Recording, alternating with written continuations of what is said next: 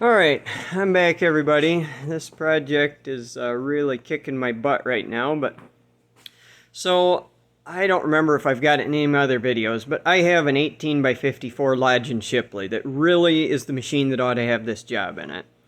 The problem is, I'm halfway done with moving from the other shop, and that lathe is halfway between the door and where I was running it at, completely disconnected from power.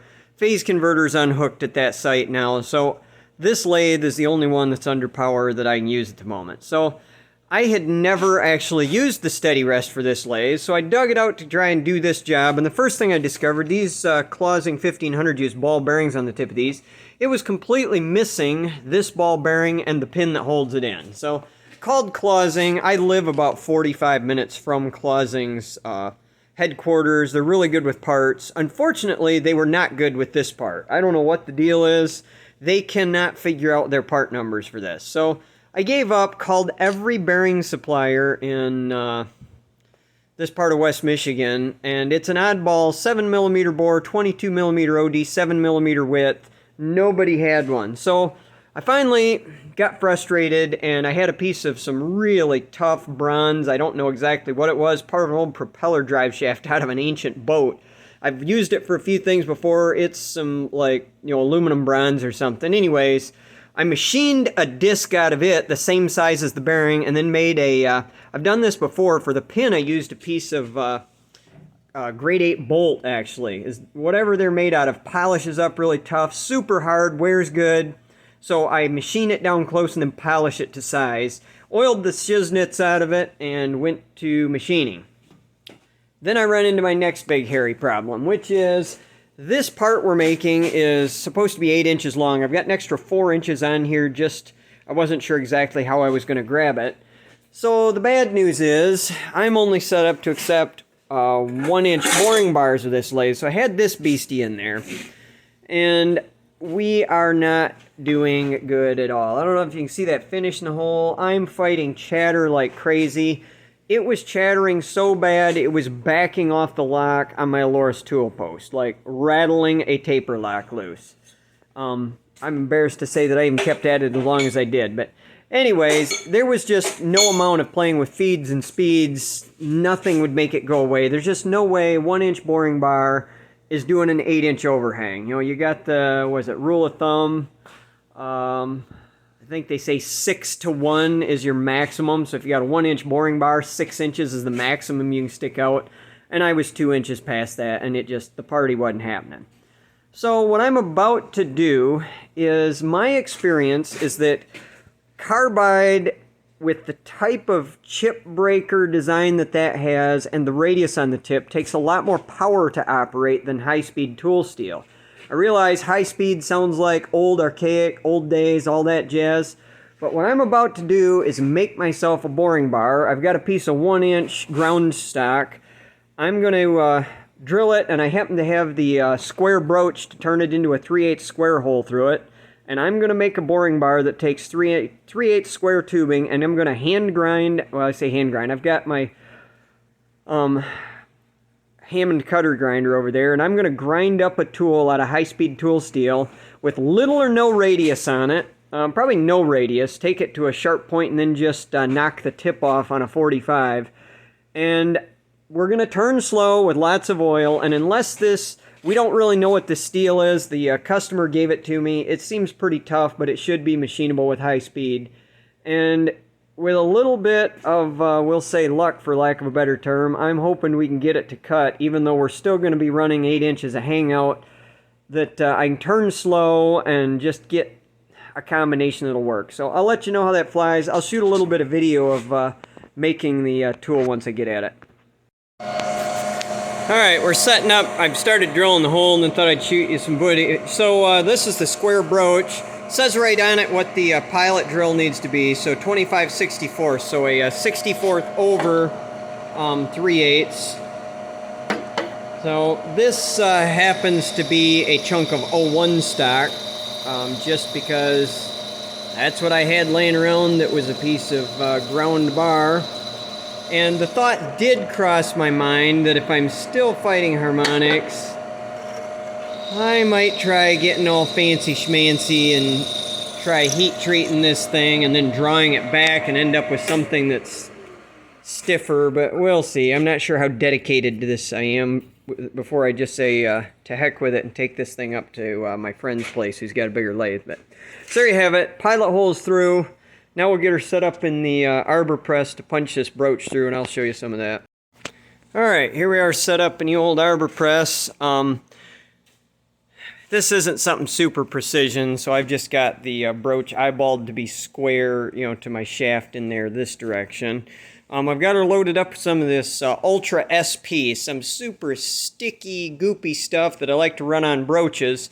I don't know who else uses this stuff, but just a word of warning, I used some of that drilling the other day, and it was, you know, getting pretty hot, and it was steaming off, and whatever that stuff turned into was so caustic. I came in the next day, and my Jacob's chuck had a pretty healthy layer of surface rust, and, well, I've buffed it all back up now because it bugged me, but it actually, the corner of my vice jaws where I was holding the part were surface rusted, so it appears to be fine as long as it doesn't get hot. But if anybody knows what the stuff is made out of and why it does that, I'd be kind of curious to know. But anyway, I'm going to not show shoving this through here because I need both hands on the press, and I definitely would like to not break my broach. So we'll get a hole punch through.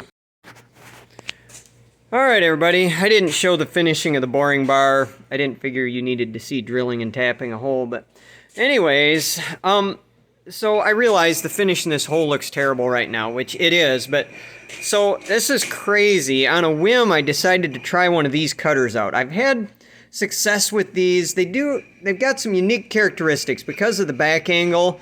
They don't tend to pull into the cut, and I've had some pretty good success with these not chattering before. Anyways, it works. We're defying the laws of physics here. We're way too much overhang, but it works. I tried it with a TSA insert, or a TSA cemented carbide tool, which is technically the correct tool for boring a hole. Chattered like crazy. Matter of fact, wiped the tip out on the tool an inch into the bore, but it's hard to show this working because this lathe, the power feed isn't working on it, so I'm having to hand feed. It's part of why it's such a chewed up looking bore, but basically as long as I keep a pretty heavy cut and keep a good load on it, she sings through there, and at this point, I just need to hog a bunch of metal out of that hole. We've got to take a 1/4 inch on a side out. Believe it or not, we're only using it, we're going to end up with about an 1/8 inch thick spacer when we get done, but anyway, so this just goes to show sometimes you can break the rules and win, and it looks like I'm breaking the rules and winning here. So I'll probably shoot some video when I get to turning the outside of this thing and show you the finished product then. Morning everyone. I didn't get much more video, or any I guess, last night. It was a late night. It was almost midnight before I got done turning this. I'll give you just a short synopsis of what I ended up doing. So I think I showed you guys my home-built boring bar. So after the last video I ran, I had got to where the tip was a little worn. I went and grabbed a brand new one, slapped it in there, and then I was fighting chatter just as bad as I had been with this style bar. So I did a little investigating, and the tool bit that I was using was one I had hand sharpened or resharpened while I was working on my I don't remember which job, but one of the line boring jobs I did. And what I discovered was that when I was hand sharpening it, and I probably did this on purpose because I knew this with my line boring, is I had reduced the relief angle on the tool by quite a bit. I think this is a BL6, I think is what this insert is, or this cemented carbide tool. Anyways, and I think these are about 10 degrees relief angle as they are delivered to me, and I discovered I had it set to about 5. So what I ended up doing was went ahead and set up my tool grinder to cut a 5-degree relief angle and reground some tools, and it worked pretty good. I was able to carve my way in there. It was pass after pass, 11:30 last night, but anyways, got that the inside cut out. Then what I did is, don't laugh at me guys, I had this disc. This is a part from the KO Lee tool grinder that I parted out. Got a nice chamfer on the inside of the hole. I took this thing and slapped it on my center and then used my center up against this to hold pressure on the end of that tube. It was doing two things for me. First off, you can see I've only got about 3/4 of an inch grab in the inside of that tube. And there is no way you could cut clear out here without just blowing it right out of the lathe. So this was keeping it held into my chuck jaws, but it also was creating a deadening effect, because the other problem you'd have is it would just hum and sing like crazy, I'm sure. I didn't even try it. It'd be too dangerous. So anyways, with this on there, I was able to then, I took the bore to within 30 thousandths of finish, and then because that was a piece of DOM tubing, that stuff goes all over the place when you cut on it, take the skin off on it. Then I went back, cut the outside to finish dimension using this contraption, and then set the steady rest back up and went in and finish bored the inside. It appears to have stayed put pretty good. It's looking good, dimensions are good, so now I'm just setting up to cut. I have to cut a 6-inch long captured keyway in this thing. So that's what we're going to do next. I'll get a little video of that, and then we'll have this long drawn-out project out of my hair finally. I think I had, and this is what comes of doing a project like this on too light of a machine and too small of boring bars. I think getting this thing roughed out, I had something pushing 5 hours into that, and that's embarrassingly ridiculous. You should never have that much time in. I should have been able to peel that thing out in an hour and a half, but this is where I cut it off. But this just to give you some idea of how much material I had to remove. This is what I started with for stock. I removed at least 3/4. This is like 1/2 inch wall thickness, and I'm down to an 1/8 inch wall thickness when I got done. So anyway, that's just a stinking lot of material to remove, and most of it was off the ID, and had to do that all with a 1-inch home-built boring bar. Not a recipe for fun with an 8-inch hangout on the boring bar. So I'll be back. Alright, I'm all centered up on this thing. I just came up, I cheated. I had a nice square aluminum block that I set across this face, and then just felt it flush with the edge, and then I came down with my end mill and just bumped the edge of the block on that side, zeroed the DRO, did the same thing on this side, bumped the edge of the block, and then split the difference. I realize that's not super precision, but this is not super precision project on this one. We're making a spacer that's taking a bunch of slop out of a big cast iron drive gear, and everything's getting left intentionally loose so they can get it together. Anyways, and then I just came up, and you can just see the little nick there where I just touched the edge with the cutter and then moved over my 1.5 inches. So this thing's 8 inches long. I want to cut a 6-inch long keyway in it. So I came over the 1/2 inch that's the diameter of the cutter plus the inch that I need to be in from the end. So anyway, I'm just getting ready to plunge through here and take a first center cut down through here. I want to see how much this thing springs and grows and all that kind of jazz before I decide. If it's deciding to spring out, I'm likely to put a clamp across it in the middle. If it's trying to shrink, I haven't really decided what we're going to do about that, because it's DOM stuff. Like I say, it's got a lot of tension in it. It's hard to say which direction it's going to go, but stay posted. We'll show you what happens when I get a slot in there. Alright, it took me a minute to figure out how to get that set up so you guys could watch. I'm having to hand feed because I'm on Y-axis and I don't have power feed on this machine, and spray some cutting oil on it all at the same time, and so I didn't have a hand free to run the camera. But this should be my last pass roughly. We'll see what the actual dimensions end up being.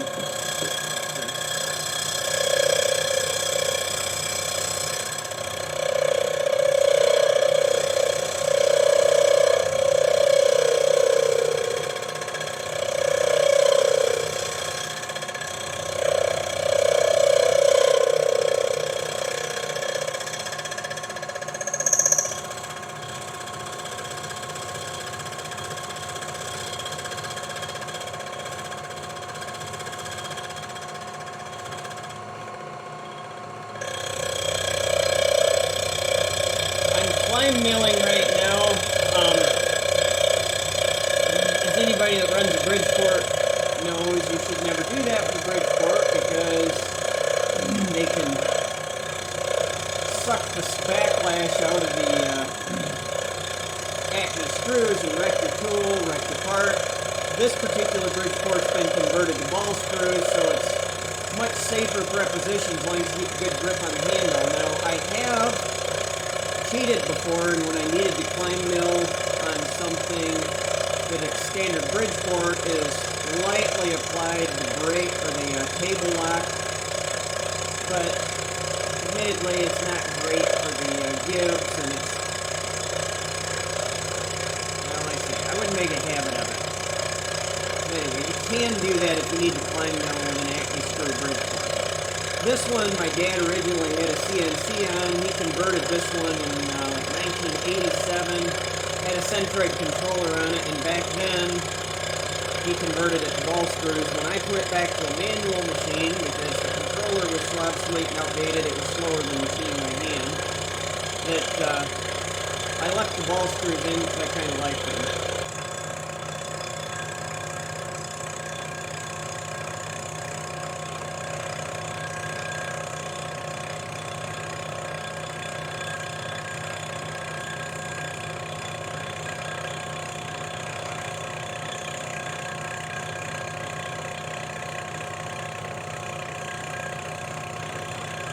Part's so thin that some of the dimensional variation I'm getting is like you put your finger on it, you can feel this thing kind of jiggling, but it's only 1/8-inch walls, so that's where I'm hoping this final thin cut here. And yep, that's what we want. This whole thing's got to be a slip fit, slide together. They can't be beaten, pounding.